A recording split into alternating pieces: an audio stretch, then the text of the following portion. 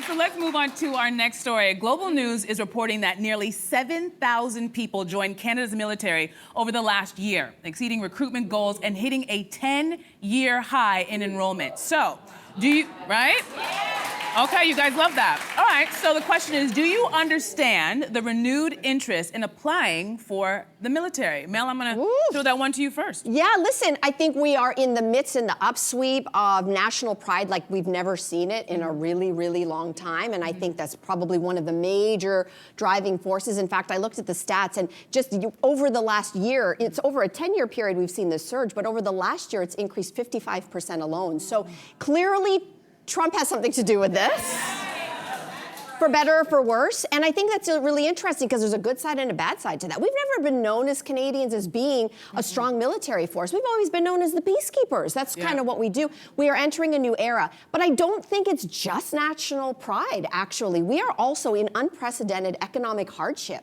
And if you take a look at what the military offers, and you take a look at young people, which they are largely recruiting in numbers that they haven't seen in a long time, it is offering perhaps more certainty than just kind of trying to make it on your own in the regular world.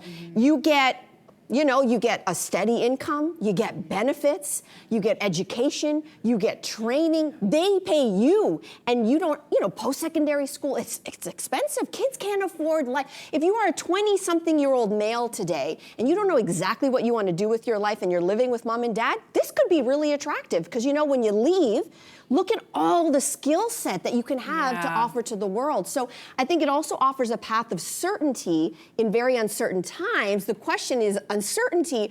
What's that Trump guy and that Putin guy gonna do? And what does that mean? So I'll be honest, it makes me feel very secure and good. So thank you to everybody who's signing up to serve. Thank you. Listen, you make some really good points. You make some really good points about all the things that the military offers, but we also cannot forget things like PTSD, depression, anxiety. We've seen the stories. This is history repeating itself. We know that it's one thing to hear all of these young people are signing up, but we also know the stories of the people when they come back and how lost they can be, and how we don't even have the setup now for some of those military people to come back to get the help that they need. So as much as I love it and I'm a proud Canadian, there is a part of me that's like, oof, are we thinking about the whole story? Is a young person who would like that money and would like that stability thinking it's like, this is a great way to do that, but it comes at a very high cost. But is the ultimate cost, not being secured when we got uncertain times ahead? What do you think, Pradita? For me, I have some issues with this because I'm all about there's so much happening in the world right now. I want to see peace. That's what I want to see is peace, no more conflict, no more displacement, none of that. So I have a really hard time with this particular conversation without addressing certain things. But I will say, for me, not everybody feels the same way about the Canadian military. Not everybody feels represented. Not everybody feels welcome, right? And I think those are one of the things I would really like to see addressed. If we are recruiting, are you recruiting everybody? Is everybody allowed and able to show up exactly as who they are? And that's one of the concerns I really have with that particular institution. That's interesting. Yeah, you bring them, that's deep.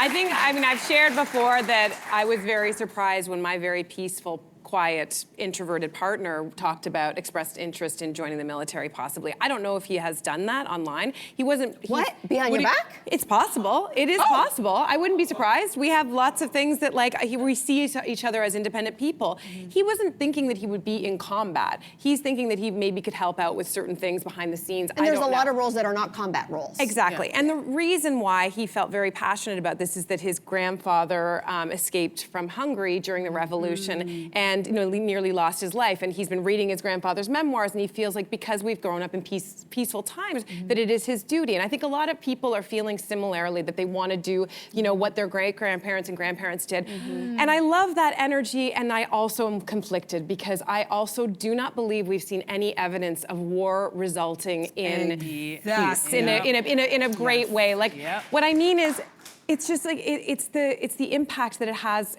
Wars create more wars. They create trauma. They create more anger. And if you're listening to any really peaceful people, in the end, what they say is we need to figure out how to be peaceful within ourselves first, and then we extend that outwards. And what we're seeing right now is unprecedented times of rage, period, in everyone. It starts with our first topic. I hate to say it, but we are so angry. But Sabalenka deserved that. Okay.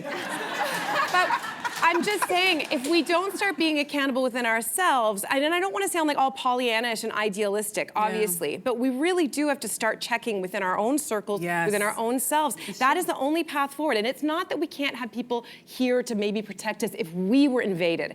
But I don't want to become a country that creates military to go elsewhere to fight or stir up wars. I just think it's a recipe for disaster. It's a fair point. It's a fair point. I mean, we haven't really talked about it too much in our show, but listen, personally as a Canadian, when you see what Prime Minister Carney is doing, he's saying he's putting money into funding the military because we are in unprecedented times. Not since the Second World War has the world been in this current situation.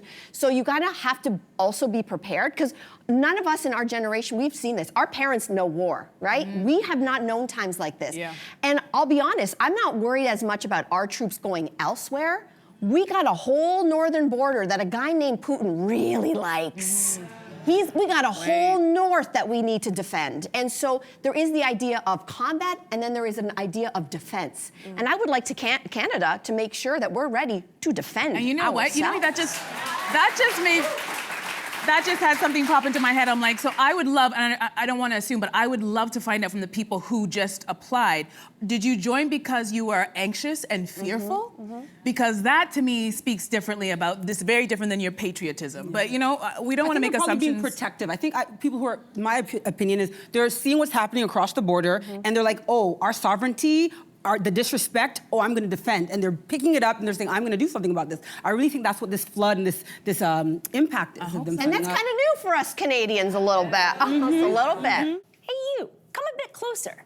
We've got so many more must-see interviews, spicy debates, lifestyle tips, and pop culture moments. So subscribe to our channel by tapping the logo below and don't miss out.